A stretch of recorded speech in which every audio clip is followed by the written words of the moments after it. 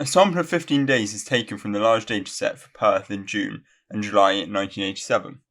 The scatter diagram in Figure 1 displays the values of two of the variables for these 15 days. And part A says we need to describe the correlation for 1 mark. Okay, so look at this, we can see, okay, so the correlation goes this way. So the answer is that it's a negative correlation. If it went this way, it would be positive, however, because it goes this way, you know it's negative correlation. Now moving on to the next part, the variable x is the daily mean temperature measured in degrees. And part B says, using your knowledge of the large data set, first part we need to suggest which variable is on the y-axis, and the second part we need to state the units for this. So now thinking about the large data set, there are a number of different variables. We need to try and narrow it down and work out which one it could be referring to. So we're told on the x-axis there's daily mean temperature, and we worked out in part A that there's a negative correlation. So we need to think about what variables from the large data set could go on the y-axis, and it would need to satisfy that when the daily mean temperature is increasing, that this variable on the y-axis will be decreasing. So there needs to be a negative correlation between the daily mean temperature and the variable that we choose. And thinking to the large data set, there are two options that we could choose from. Firstly, we could say rainfall, or alternatively, we could say pressure. So either of these would make sense look at the data here. Because through studying the data in the large data set, we can see there's a negative correlation between daily mean temperature and either of these variables. And stating units for this, I'm going to say, okay, so for rainfall, we would have millimeters. And for pressure, we could have any of these units. So we just need to write down one of them to get the mark. And so for questions like this, there's not really a way to work out what the units are in the exam, for example. It's just something you need to learn. So it's worth going through the large data set and learning what the different variables are and the units and things like that in case questions like this come up in the exam. So looking back up, we see, okay, so we get 1 mark for saying it's a negative correlation. Then we get 1 mark for either rainfall or pressure. And then we get 1 mark for the correct corresponding unit. So now we see that STAV believes that there is a correlation between daily total sunshine and daily maximum relative humidity at Heathrow. He calculates the product moment correlation coefficient between these two variables for a random sample of 30 days and obtains the fact that is minus 0.377. Part C says we need to carry out a suitable test to investigate STAV's belief at 5% significance level, stating clearly our hypothesis and our critical value. This for 3 marks. So firstly, what we're going to do, we're going to let ρ be the population correlation coefficient. Now we're going to state our hypothesis. So we're going to say our null hypothesis, so H0, is that ρ equals 0. And our alternative hypotheses, so H1, is that ρ doesn't equal 0. Because essentially this links back to the first line here. So saying STAV believes there is a correlation between daily total sunshine and daily maximum relief humidity at Heathrow. So we're saying, okay, our null hypothesis is that there isn't any correlation. And our alternative hypothesis is that there is. Now what I've got here is a snippet of the table in the formula booklet.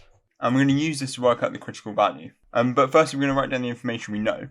So we know that it's a random sample of 30 days. So n is going to equal 30.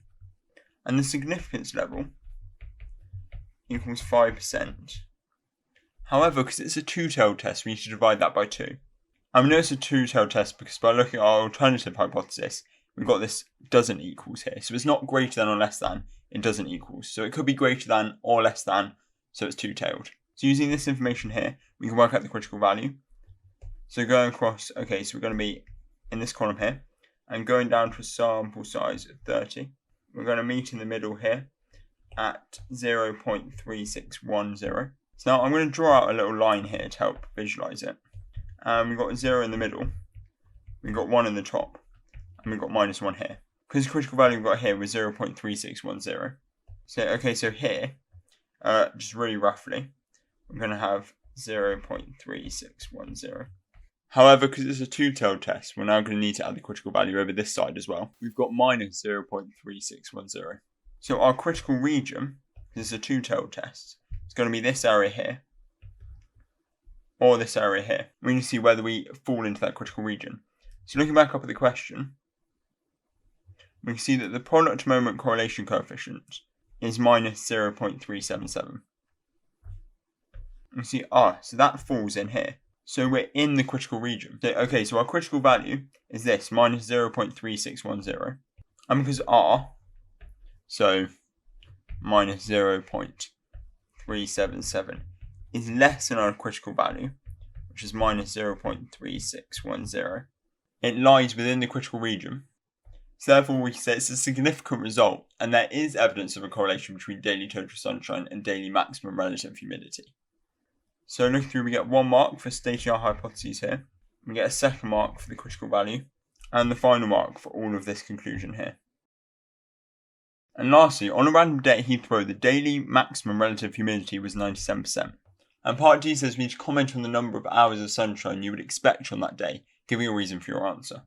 Okay, so think about this for a second. In the previous part, we worked out that there's evidence that there is correlation. And we see here, because the R value is less than 0, is negative, it suggests a negative correlation. So this means if one of them is high, the other one's likely to be low. So here we see that the daily maximum relative humidity is really high, it's 97%. So this means it's likely, because we can see up here, there's evidence of a negative correlation. And the numbers of hours of sunshine you'd expect on that day is going to be lower. So to sort of succinctly say that, we could say humidity is high, there is evidence of correlation, and R is less than 0. So essentially it's saying the evidence is that there's negative correlation. So we'd expect a lower than average amount of sunshine, specifically at Heathrow. You get 1 mark for a statement like this, so something along those lines.